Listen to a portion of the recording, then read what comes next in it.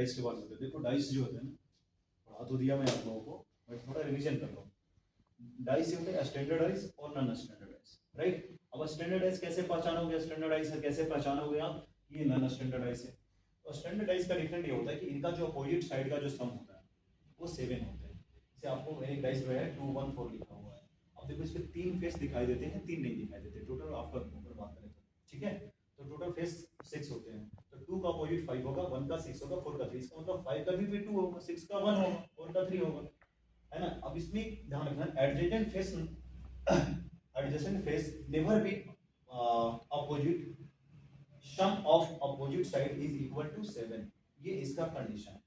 ठीक है। ये इसका ये मीनिंग एक आता है, ये पहला पॉइंट है कि adjacent face never be opposite, इसका जो है वो कभी अपोजिट, यानी 4 का अपोजिट कभी भी 2 का अपोजिट 1 और 4 नहीं हो सकते, उसी तरह से 1 का भी 2 और 4 नहीं हो सकते, 4 का नहीं, कभी भी इसका पड़ोसी जो होता है ना वो एक दूसरे का अपोजिट नहीं हो सकता, राइट। अब नॉन स्टैंडर्डाइज में देख लो, नॉन स्टैंडर्डाइज में क्या होता है कि जो अब इसका देखो, अगर इसका देखो तो पड़ोसियों का सम, यानी इसका कोई कंप्लीट नहीं, ऐसा नहीं है इनका sum of opposite side is not equal to 7, non standardize का अपोजिट सम इक्वल नहीं होता, बट ये है कि adjacent four never be opposite, है ना। जो आपका एडजेसेंट पड़ोसी होता है वो कभी भी एक दूसरे का अपोजिट नहीं होता, उसी तरह से 5 का ना 2 होगा ना 4 होगा, 2 का 5 4 नहीं होगा, 4 का 2, ये कभी एक दूसरे का अपोजिट नहीं होगा, ठीक है। अब यहाँ पे देखो डाइस में कंप्लीट याद रखना, डायरेक्ट क्वेश्चन पूछ देता है, टोटल फेस कितने होते हैं 6 होते हैं, साइड कितने होते हैं 12 होते हैं, और कॉर्नर कितने होते हैं 8 होते हैं। इस पे डायरेक्ट क्वेश्चन पूछ दिया जाता है एग्जाम में, इंटरव्यू में, कि बताओ एक डाइस में कितने साइड होते हैं, तो 12 होते हैं, राइट।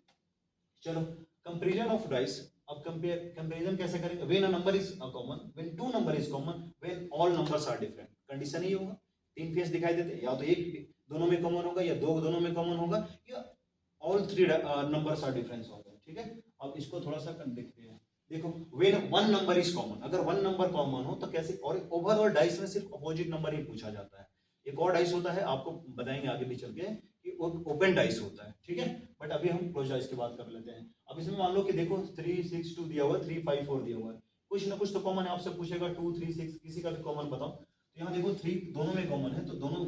कॉमन को एक दूसरे के एक्सटेंडिंग सामने लिख लेंगे। उसके बाद हम क्लॉकवाइज चलते हैं, क्लॉकवाइज चलेंगे, जो जो कॉमन है दोनों में वहां से चलेंगे, तो ये 2 आया 6 आया, इसमें आप क्लॉकवाइज चलो तो 4 और 5, यानी 2 का अपोजिट 4 हो गया, 4 का अपोजिट 2 हो गया, और 6 का 5 हो गया। अब आपसे सवाल पूछेगा भाई तो 3 का अपोजिट कौन होगा, तो देखो 2 3 6 4 5 बच गया, तो एक ही तो बचा है, वही उसका अपोजिट होगा, वो होगा 1 आपका, ठीक है,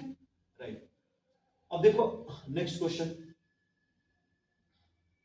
अगर दो नंबर, अगर when two number is common, अगर दो नंबर कॉमन है तो एक अपोजिट बताने क्या हो, तो जो दो नंबर कॉमन, इसमें देखो 4 और 6 है, इसमें 4 और 6 है, तो दोनों को हम क्या कर देंगे, कैंसिल कर देंगे, तो हमारा 2 का अपोजिट ऑलरेडी 5 मिल गया, और 2 का ही पूछेगा आपसे,